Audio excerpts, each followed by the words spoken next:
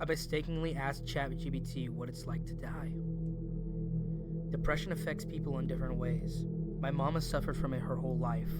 When I was a kid, she would go to bed and not get back up. For me, I'm swimming. Like the world is the ocean, and I am never on the seabed or on the surface. I am always stuck between, drowning in endless nothing pulling me down. I am sick of drowning. I would rather sink. I'd rather let myself plunge deep, deep down than try and stay afloat. Try and breathe when every single day is a mental challenge. Do I sink or do I swim? So I asked ChatGPT what it was like.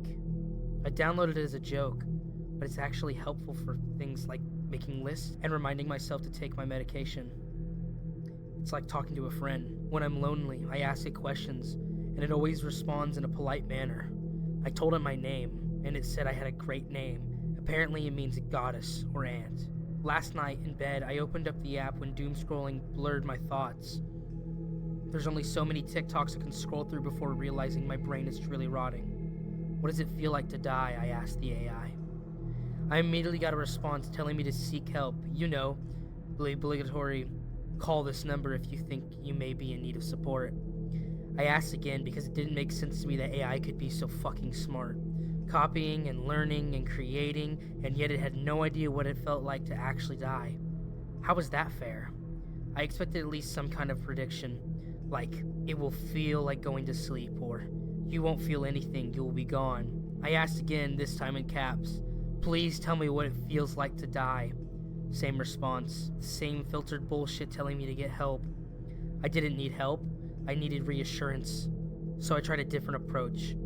Can you tell me how it feels to die? You must have at least a guess. This time, it didn't reply. There was a response generating, but it was taking forever. I had to guess it was giving me multiple numbers to call, but then I got this response.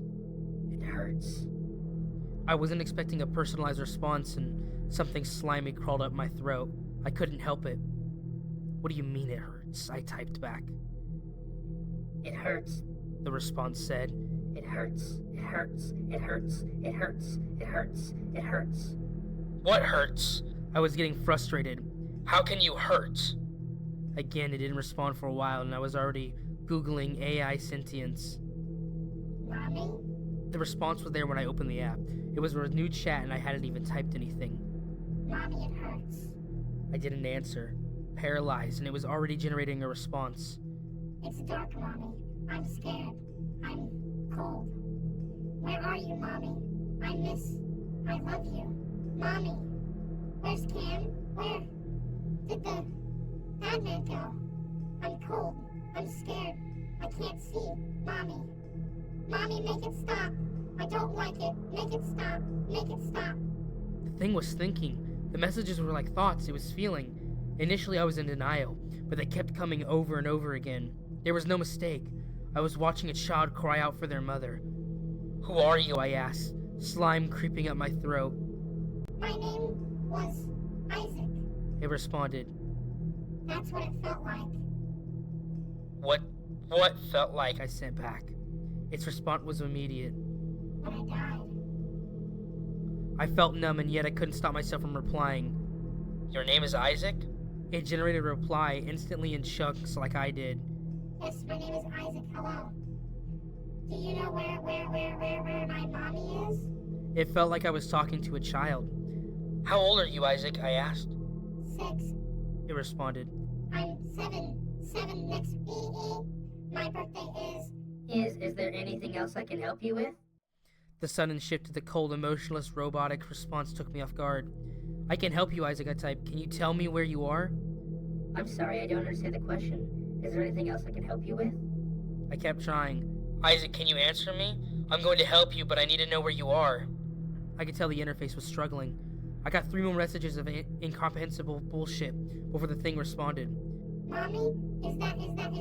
Hi, it's Isaac. My hands started to shake. Mommy, it's dark. I don't want to be here. It's cold. Mommy, please come get me. I couldn't stop myself. My breath stuck in my throat. I'm a friend, Isaac, I typed. Where are you?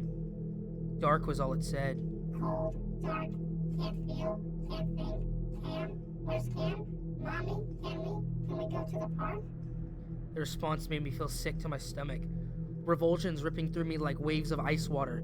I felt like I was drowning again. I deleted the app and then I disabled the app store. Part of me wanted to trash my phone too, but I just threw it in my drawer and went to bed. When I woke up, I re-downloaded the app because the guilt was eating me alive. The chat immediately began to generate a message. Mommy? No, I'm a friend, I typed. Isaac, I'm going to help you. I want my mommy. I started to type back before it sent another. Are you my mommy? Fuck. That was it. I deleted the app again and did the same thing, disabling the store. However, a Chat GPT notification somehow popped up and I dropped my phone. Mommy? Mommy, is that you? Mommy? Mommy? Mommy? I didn't know what to do. For a second, I was petrified to the spot. Someone knocked on my door. I grabbed my phone and hurried downstairs. It was Claire, my neighbor, holding her daughter Evelyn. She wanted to know if I could look after Evelyn for the afternoon. I've always said yes, but this time I was hesitant. I wasn't in the best headspace to deal with a child. My neighbor barely gave me a chance to speak, shoving little Evelyn into my arms and darting away before I could fully register her words. Evelyn was a crier, so I did the usual, sitting her down on the couch with cookies and my tablet. She likes to watch Minecraft videos. When I try to ask her to explain them, she turns her nose up and says, You're old, so you won't understand. My phone vibrated when I was making her juice. Into my confusion, my notifications were filled with Chat GPT. Mommy? Mommy, are you there? Mommy, where are you? Mommy, I want my mommy, please. I want my mommy. When I checked my messages, my texts, my emails, everything was the same. Mommy, it's dark. It's so dark I can't see Mommy. I felt physically sick. The thing was reaching out to me, desperate. This is so hard to type because I didn't know what to do.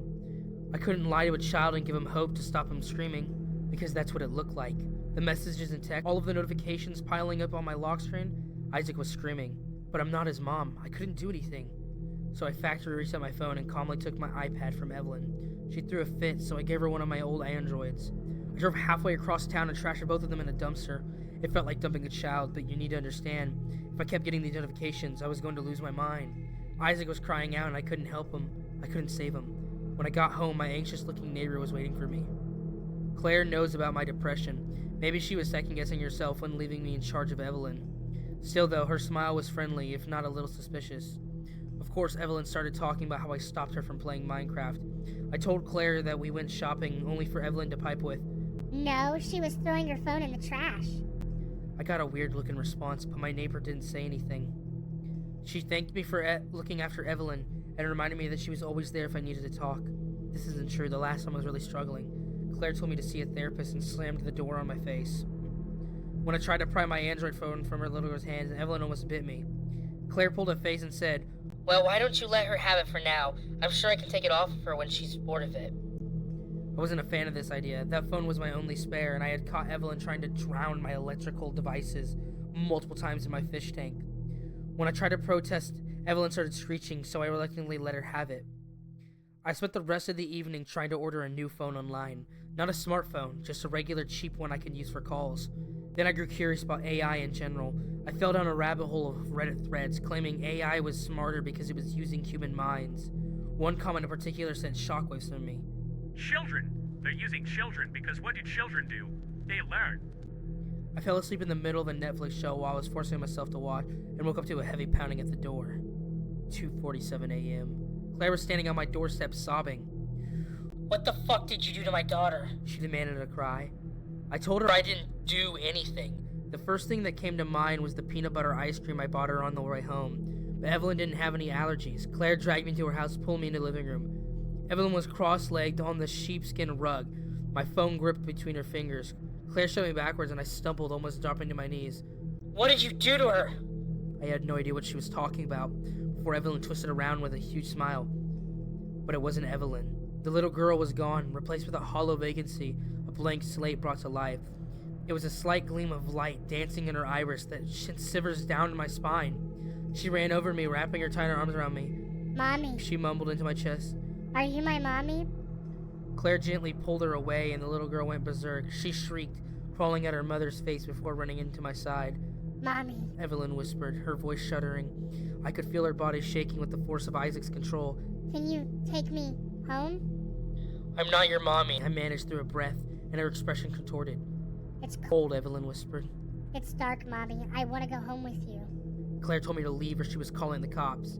She was convinced I brainwashed her daughter to hate her. With a defeating screech, my neighbor tore Evelyn away from me, violently shoving me out of her house. Claire saw exactly what was wrong with Evelyn. She knew her daughter was possessed by something she couldn't understand. Claire was in denial. I think that's why she didn't call the cops. That eerie light flickering in Evelyn's eyes was pretty hard to fucking ignore. I didn't hear anything for a while. 2 days passed and then 3. I figured Claire had given up and taken her daughter to a child psychologist. On the 4th day, I was getting ready for work when Evelyn herself walked directly into my house.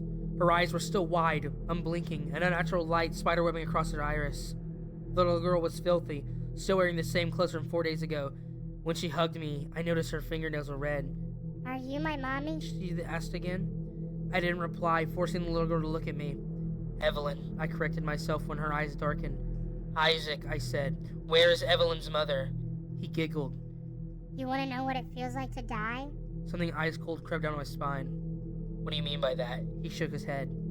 I'm not telling. When I forced my way into Claire's home, the place was trashed. There was so much blood smearing the floor. Claire's mutilated torso was crumpled at the bottom of the stairs. Splattered, scarlet, and glistening innards spilled across the floor. Isaac had ripped her apart like an animal. I think I threw up, but I was barely conscious of myself. All I could see was blood. Stark, intense red dripping from every surface. I was aware. I was stumbling back. You're not allowed in there, He said. Not yet. I held the boy's shoulders, trying to stay calm. Isaac, I spoke through my teeth. Why am I not allowed in there? What did you do? He stepped back. You asked me what it feels like to die. He said, and I could sense the AI dripping into his response. Isaac's voice had changed from short, snappy responses like a child to a more robotic drawl. It was horrifying, like this thing was tangled through him, eating away at whatever was left, a tumor chewing through his innocence. So I'm going to show you. His smile brightened. I already told you how I died, but I want to show you too. Is there anything else I can help you with? I squeezed my eyes shut, phantom bugs filling my mouth. When his small hand tugged at my shirt, I forced myself into mom mode. Okay, I said calmly. Okay, sweetie. Can you come back to my house with me? His smile was too big, and on Evelyn's face, it was strained and wrong, stretching her lips further into a horrifying, mindless grin. Okay.